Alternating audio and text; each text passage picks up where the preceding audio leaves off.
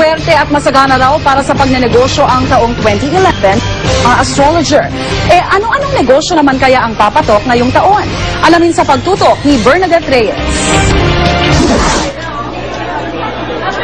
Bukod sa pagiging full-time na empleyado, negosyante rin si Ken Enda.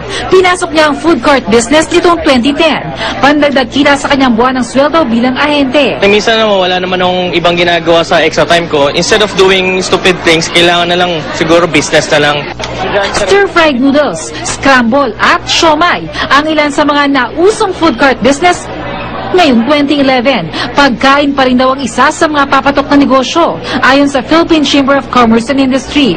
Bukod kasi sa pangunahing pangangailangan ng pagkain, lumalaki rin ang populasyon ng Pilipinas. Pati iba't ibang klase ng inumin, papatok din daw lalo na sa summer. Kung first time mo magnegosyo, maaari ka mag-franchise, isang sistema kung saan kumita na ang negosyo o bumenta na ang produkto o serbisyo kaya madaling sundan at palaguin. Sa halagang 21,888 pesos, maaari na makapagsimula ng isang collapsible food court business. Depende sa pwesto, maaaring kumita ng 3,000 hanggang 5,000 pesos kada araw. Yung ating profit is mataas. At the same time, mababa yung capital natin. Sa franchise is hanapan ng magandang pwesto para mabilis yung ROI. Tandaan lang na hindi lahat ng negosyo agad kikita.